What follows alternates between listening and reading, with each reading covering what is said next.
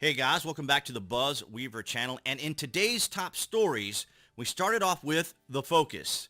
Meet Bryan Stern, the Project Dynamo co-founder helping Americans abroad. Bryan Stern is co-founder of Project Dynamo, a U.S.-based nonprofit organization that is pledged to help Americans evacuate Ukraine aimed growing conflict with Russia. Stern helped to launch Project Dynamo in the midst of the U.S. evacuation of Afghanistan in August. Since then, Stern has been dedicated to helping Americans abroad in time of need. We break down everything you need to know about the Project Dynamo co-founder. So, of course, the first time I came across this story or learned about Bryan was in this Newsmax article or tweet. And then, of course, I watched the actual video on Newsmax as well. And, of course, we have it here on Twitter. So, Ukraine crisis. We're conducting an evacuation operations as we speak of Americans and NATO allies, Project Dynamo co-founder Bryan Stern tells Newsmax. So, it may be fair to say that not only was Bryan paying attention of what happened in Afghanistan, but of course our adversaries have as well. Our adversaries have measured up Joe Biden and found him lacking. As a matter of fact, this may have even emboldened many of our adversaries like Putin and like Xi and maybe even North Korea to lean towards the actions that they're now currently taking. And speaking of actions being taken from the Daily Mail, inside Putin's nuclear arsenal, Russia's military is armed with some of the most brutal weapons to exist, including 4,447 warheads, Kalibr cruise missiles, flamethrowers, and 16 million father-of-all bombs that can vaporize individuals. Now, so I have to be cautious as to what I say here on YouTube, of course, because all this is monitored. But you guys can see this. Mail Online has taken a closer look at the weapons powering Putin's nuclear arsenal in the attack on Ukraine. Now, it's important to remember here, a couple of people have kind of like pointed out on Twitter that Russia is kind of a second world country, and that's fine if you want to look at it that way, but so they have nuclear weapons. So that makes it a lot different than our fight in the Middle East. Since Russian President Vladimir Putin announced a special military operation in eastern Ukraine last week, missiles have hit locations across the country, including the capital, Kiev. So, of course, we see here on the map of some of the regions that have been affected. And the thing that I think a lot of people are wondering, and we have been talking about, is how this is almost kind of like a incremental attack. In other words, I think Putin thought that this would be a little bit easier than it was, like when he went into Crimea. But unfortunately, he has been facing a lot of resistance. So this is kind of a death by a thousand cuts, if you'll kind of pardon the pun there. But the thing being is he's trying to do this incrementally. In other words, he's trying to wear down the Ukrainians. He's trying to wear down the Ukrainian resolve. And of course, he is surrounding Kiev, or Kyiv, however you want to pronounce it. So we're seeing this continuing moving, and we're also hearing about more potential that Putin could use should he get more desperate. And of course, we're seeing the media also trying to make him out as having a mental illness and everything, because that's usually the direction they like to go in. Of course, we heard the same thing about Donald Trump. And it's important to remember here, as I've had this discussion with people, is that in 2014, we saw under Obama, the Russians went into Crimea. And then when we had President Trump, we didn't have any incursions. As he says, no new wars. And then, of course, now with Biden, we see that the Russians have moved in and have taken actions. And people have said, well, that's because President Trump was a puppet of Russia. And I totally disagree. Not only that, but we have the actual tangible information. Of course, they lack the ability to actually do any research or look into this. But when it came to President Trump, there was a total of 52 policies against Russia. There was no puppet. This was just another ridiculous excuse that the media and the left used to smear President Trump, just like we saw them perpetuate for 2.5 years a fabricated story about Russian collusion that never happened. And then, of course, the whole incidents at the Capitol 6, where the FBI said they found no particular evidence to suggest that this was an organized event, or any of these particular things that they're constantly accusing Trump of. So here were the 52 things that I listed to the people. Now, of course, I'm not going to stop here and mention all of them to you, but there are 52 of them, and of course they didn't say very much after I made this post, because of course they're saying a bunch of absurd things anyway. But here's what I found fascinating, is how much the left is choking on all this. From PolitiFacts, these are the fact checkers. Now keep in mind here, look at the wording.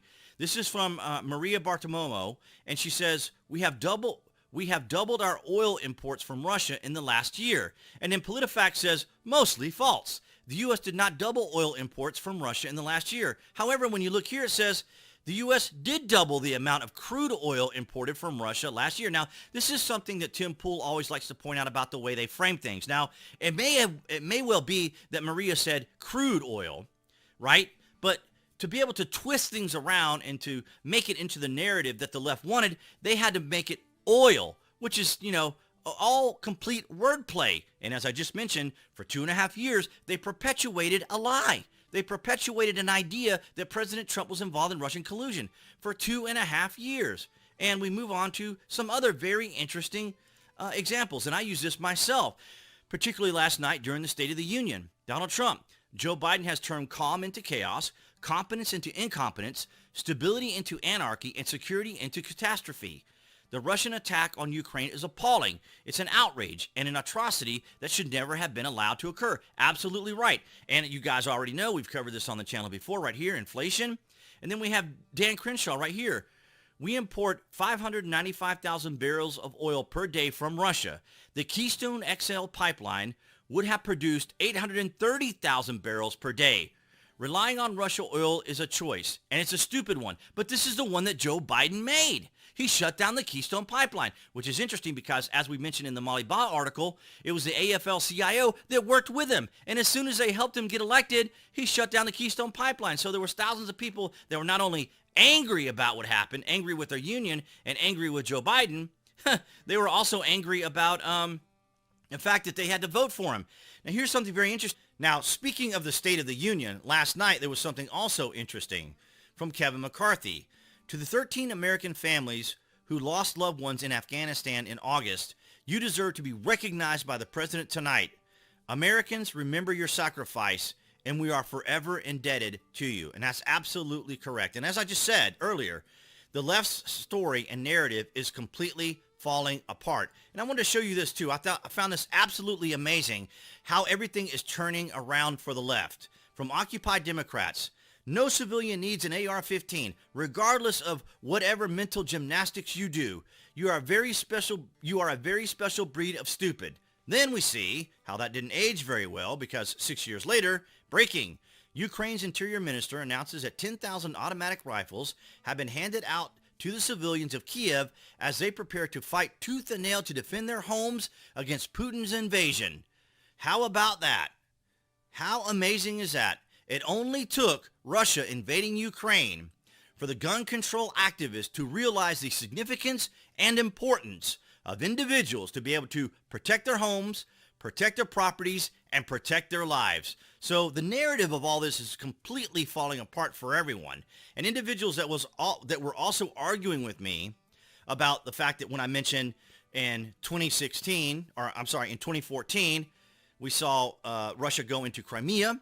And then, of course, there was no invasion when President Trump was there. And then, of course, now we see the invasion now with Biden. And they kept trying to say, oh, well, because Trump was a puppet, as we just mentioned a moment ago. But here's the other thing. That phone call that President Trump had with Zelensky actually revolved around this particular video.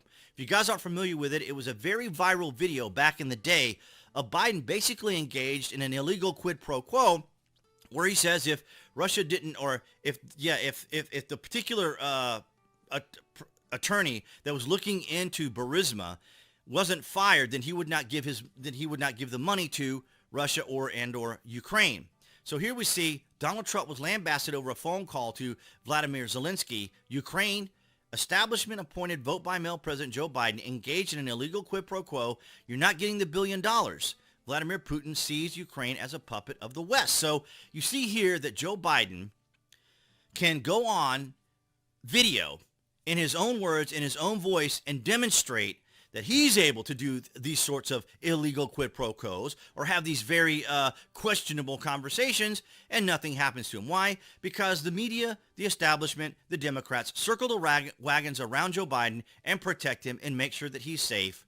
But I think that what Bryan Stern is doing is absolutely amazing. And kudos to him. I'm very happy for what he's been able to accomplish, being able to help people, because I think our adversaries did see what happened in Afghanistan, just like Bryan did. And of course, now we're seeing the repercussions. And so last night's State of the Union address really was very hollow and very shallow, particularly not even mentioning the families of the 13 people that were killed during Afghanistan. What an absolute tragedy. What an absolute disgrace, not to mention all the particular blurs and misspeaks and everything that Biden had. Now, I'm not one to really go into misspeaks and such, as you guys watch my videos and understand that as I'm doing the videos, there are some misspeaks and misreads and things of that nature. So it's understandable. But, I mean, we clearly can see that Joe Biden has a cognitive problem. And, of course, he was an establishment plant, a surrogate president, a hollow suit, a shadow, as we've talked about from Politico. We just need your corporeal presence. But that's what I have for you guys today. So I will see all of you guys in the next video.